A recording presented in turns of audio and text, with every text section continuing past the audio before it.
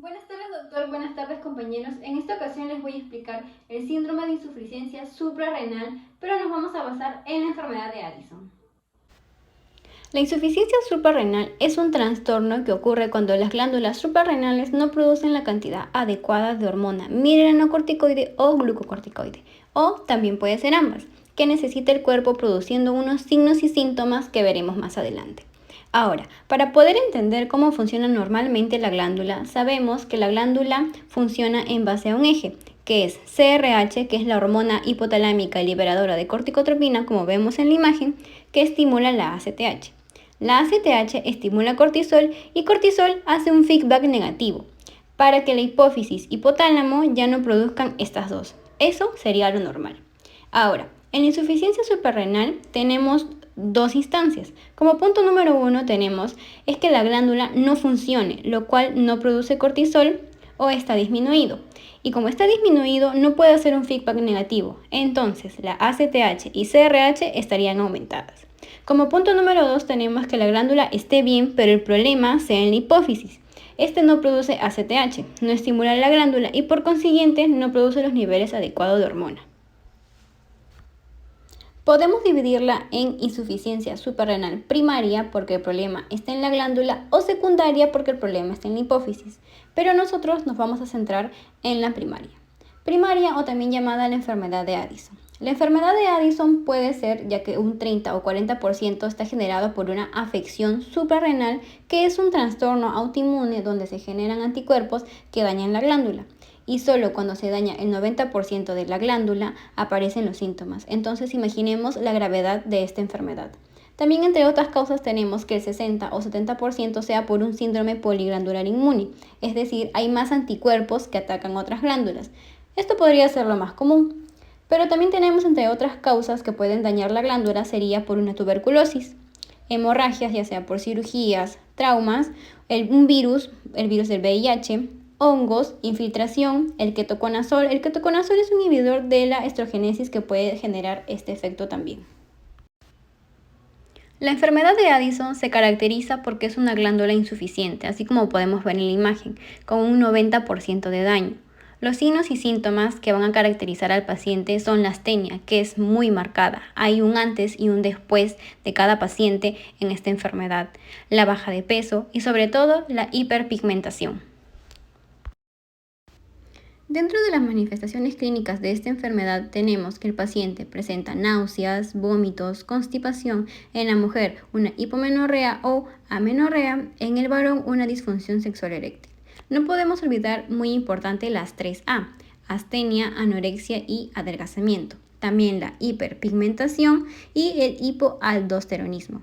Y también una crisis addisoniana que es causada por la ACTH elevada, que es una complicación. Para el estudio de esta enfermedad, lo que tenemos que hacer es recordar que el cortisol maneja unos valores de 8 a 25 microgramos por decilitro en la mañana y lo que el resto del día va a ser de 3 a 18 basal, es decir, sin estímulo, pero si lo estimulamos tiene que ser mayor que 18. Ahora, ya tenemos una sospecha clínica. El paciente presenta pérdida de peso, fatiga, hiperpigmentación. Nos vamos a las pruebas confirmatorias. Sería como punto número 1 la cosintropina, que es un análogo del ACTH, lo que lo ponemos por vía intramuscular, unos 250 microgramos, y esperamos de 30 a 60 minutos. Luego medimos el cortisol en plasma. Si nos sale mayor que 18, quiere decir que la glándula estaría bien, porque estaría respondiendo al estímulo. Pero si nos sale menor que 18, ya tenemos el diagnóstico de una insuficiencia suprarrenal. También nos podríamos ayudar de otros exámenes, como por ejemplo la biometría hemática completa. Para poder hacer nuestro diagnóstico diferencial, tenemos que medir la ACTH en plasma, renina en plasma y la aldosterona en suero. Estos resultados nos van a decir si es una suprarrenal primaria o una suprarrenal secundaria. Ahora, en la suprarrenal primaria nos daría un valor de ACTH elevados y una renina elevada. Entonces solamente lo vamos a tratar con glucocorticoides más mineralocorticoides. La causa de la enfermedad de Addison la podemos determinar si hay anticuerpos que atacan la glándula, pero no olvidemos que también tenemos otros exámenes para poder determinar otras causas. Ahora hablaremos de la crisis addisoniana. Es un trastorno agudo muy intenso que puede llegar hasta la muerte. Entonces, lo que debemos hacer es un tratamiento de inmediato. Lamentablemente, algunas personas recién se enteran que tienen una insuficiencia suprarrenal cuando logran hacer esta crisis. ¿Por qué ocurre? Ocurre por un desencadenante, usualmente por una retirada brusca de corticoides. También puede ser por un estrés agudo o por una hemorragia. Dentro de las manifestaciones clínicas se caracteriza porque presenta astenia intensa, náuseas, vómitos, diarreas, abdomen agudo, una deshidratación intensa con hipotensión, lo que podría llegar a un shock, coma y también la muerte.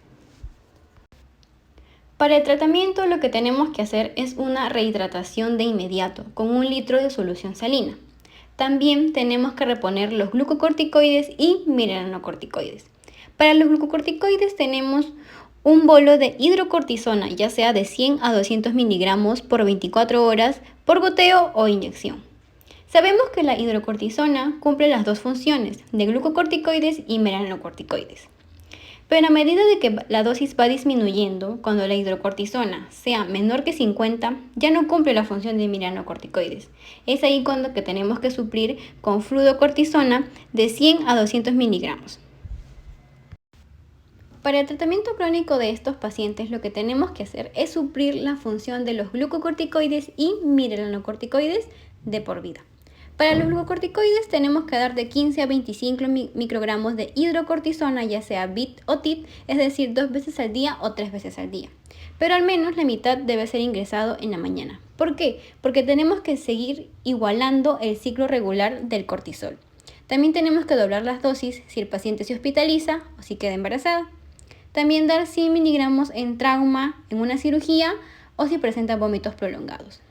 Por último, tenemos para los mineralocorticoides de 100 a 150 de fluorocortisona, pero tenemos que estar revisando la presión arterial, el sodio, el potasio y la renina. Bueno, doctor, esto sería todo. Muchas gracias.